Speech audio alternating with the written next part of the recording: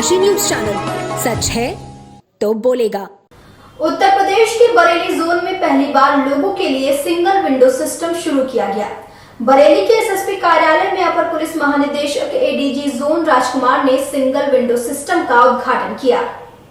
SSP कार्यालय पर single window system शुरू होने से जनपद वासियों को पासपोर्ट, चरित्र सत्यापन, शस्त्र लाइसेंस, पोस्टमार्टम रिपोर्ट आदि से संबंधित सभी तरह की सुविधाएं एक ही स्थान से मिलना शुरू हो गई हैं। इस दौरान एसएसपी ऑफिस पहुंचे एडीजी जोन राजकुमार ने बताया कि इस तरह की यह सुविधा बरेली जोन में पहली बार बरेली के एसएसपी कार्यालय में शुरू की गई है। इस तरह की सुविधा अन्य लोगों को मिल सके, जिसके लिए अन्य जगहों पर भी इसकी शुरुआत की जाएगी।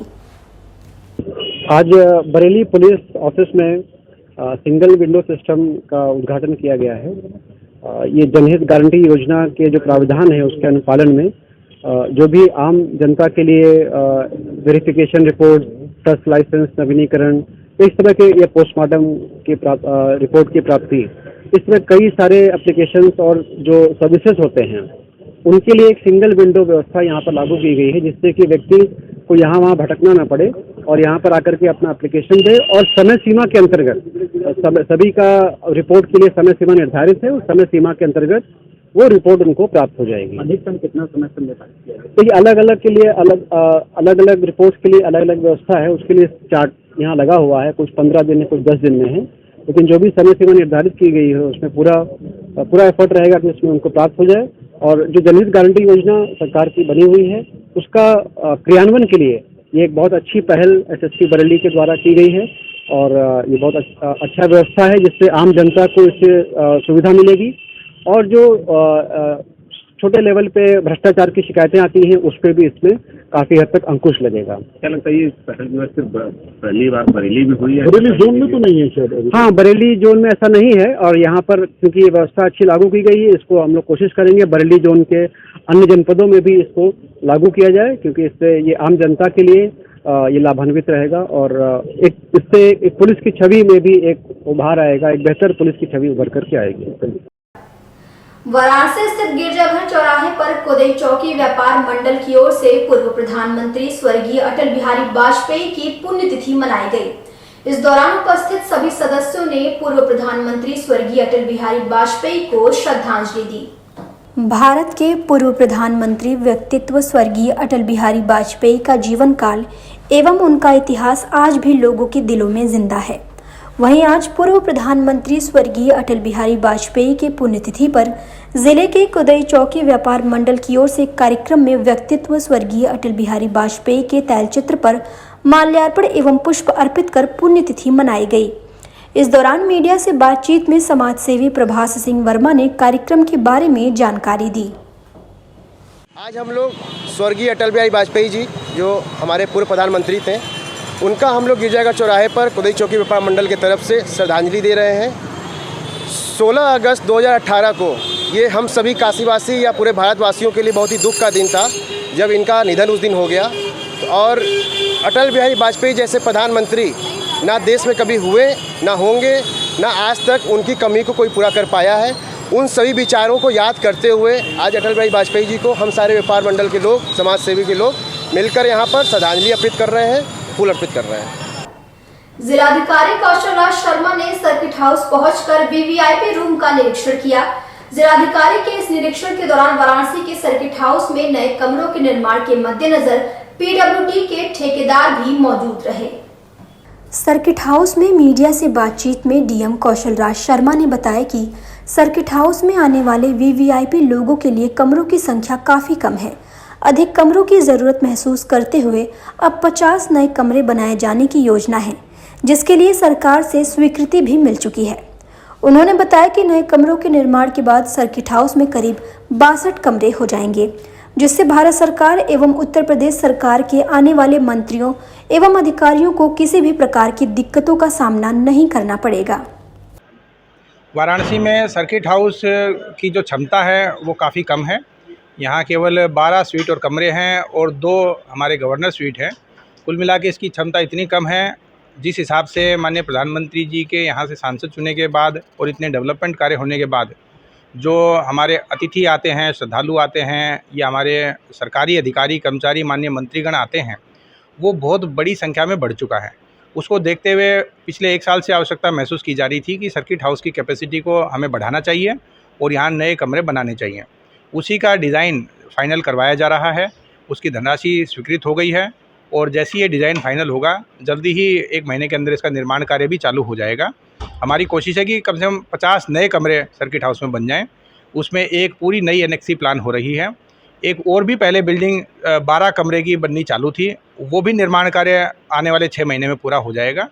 कुल मिला के हम लोगों की कोशिश है कि 60 से लेकर 62 कमरे तक नए सर्किट हाउस में बन जाएं, ताकि जितने भी VIPs आते हैं, जितने भी माननीय मंत्रीगण, अतिथिगण, भारत सरकार के अधिकारी, यूपी गवर्नमेंट के अधिकारी या अन्य प्रकार के जो भी प्रोजेक्ट से जुड़े हुए लोग आते हैं, उनको रहने की कोई समस्या ना हो।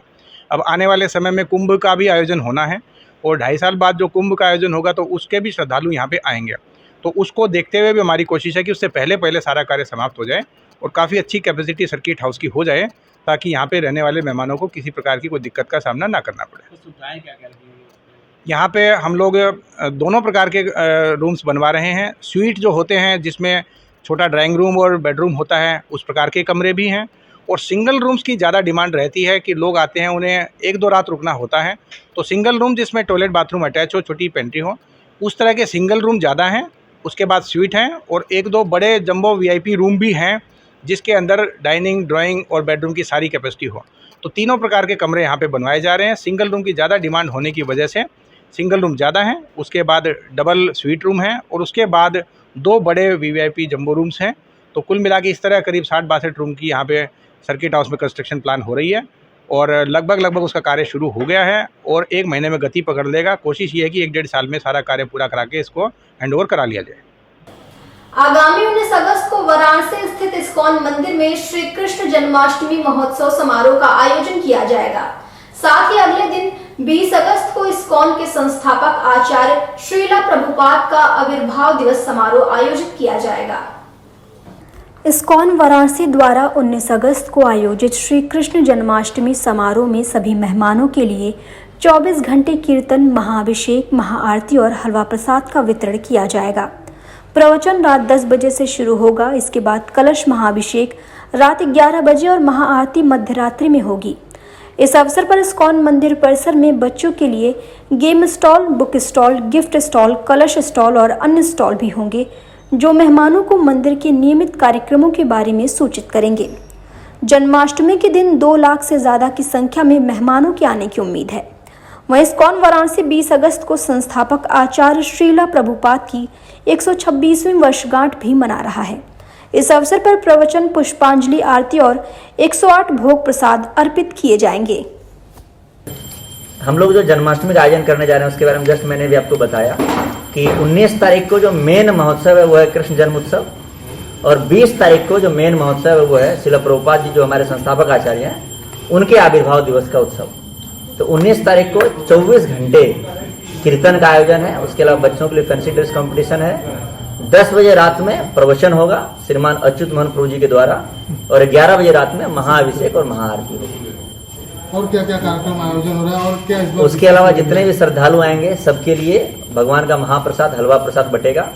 19 तारीख को होगा और 21 तारीख को जो लोग भी आएंगे सबको फुल प्रसादम भगवान को भोग लगा हुआ प्रसाद जो चावल, दाल, सब्जी, चपाती होता है सब कुछ मिलेगा 12 बजे के बाद 20 तारीख को। कितने प्रकार के भोग लगेंगे? 20 तारीख को 108 प्रकार के भोग भगवान के लिए व्यवस्था किया गया है।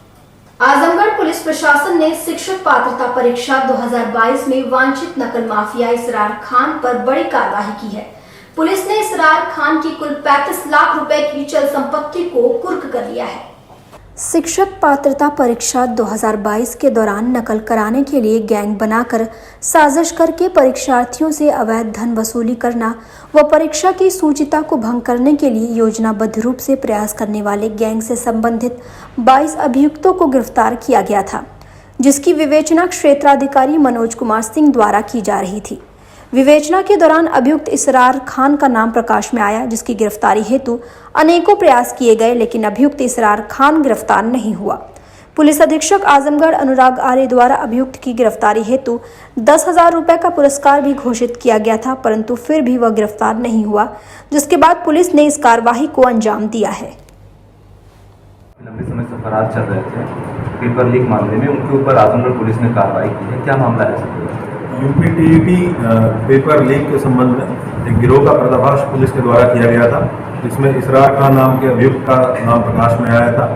इसके ऊपर वर्तमान में 10,000 का इनाम है। ये इस मुकदमे में अभी वांछित चल रहा है। न्यायालय के आदेश के क्रम में 83 CRPC का आदेश न्यायालय से प्राप्त किया गया और इसकी प्रॉपर्टी की कुर्की की गई है, जिसमें 3 4 व्हीलर गाड़ियों के साथ साथ कुल 35 लाख की संपत्ति की कुर्की अब तक की जा चुकी है। आगे विवेचनात्मक कार्रवाई कंप्लीट करते हुए इसमें पहले भी कई अभियुक्तों के विरुद्ध गैंगस्टर की कार्रवाई हो चुकी है, जो अभियुक्त बाद में प्रकाश में आए और जिनका अभी विवेचना चल रही है। इनके विरुद्ध भी गैंगस्टर की कार्रवाई करते हुए शिक्षा माफिया के रूप में भी इनको चिन्हित कराया जाएगा और इनके खिलाफ भविष्य में 14 गैंगस्टर के अंतर्गत भी प्रॉपर्टी जब्तीकरण की कार्रवाई सुनिश्चित की जाएगी। सर, इनके ऊपर इनाम कितना था और कितने की टोटल प्रॉपर्टी जब्त की गई? 10,000 रुपये इनाम पुलिस के द्वारा घोषित किया गया था। ये वर्तमान में अभी वांछित है, इसलिए कुर्की की कार्रवाई की गई है। कुल लगभग 35 लाख की प्रॉपर्टी है। आज की रेट में जो प्रॉपर्टी का मूल्य है 35 लाख के आसपास का मूल्य है, जो टोटल प्रॉपर्टी कुर्की गई है। सर, इस पूरे मामले में जितने लोग वांछित हैं, इसमें और भी लोगों पर कार्रवाई होनी है? बिल्कुल, जितने लोग वांछित हैं सभी का जो NBW 82 174 83 CRPC की एक विधिक कार्रवाई होती है, ये वर्तमान में प्रचलित है। सभी में इनाम घोषित है। जो भी वांछित है सबको गिरफ्तार करके जेल भेजा जाएगा। जो भी लोग शामिल हैं सबको जेल भेजा जाएगा। और गैंगस्टर एक्ट, जैसा मैंने आपको बताया, पहले भी हम लोग गैंगस्टर एक्ट इसी प्रकरण में कर चुके हैं। जो बचे हैं उनके खिलाफ भी गैंगस्टर एक्ट और शिक्षा माफिया के रूप में चिन्हीकरण की कार्रवाई, ताकि भविष्य में ये इस तरह का कोई कृत्य ना कर सके। इसको हम लोग इंश्योर करेंगे। और अब वक्त है एक छोटे से ब्रेक का। आप देख रहे हैं डैन काशी न्यूज चैनल। सच है तो बोलेगा।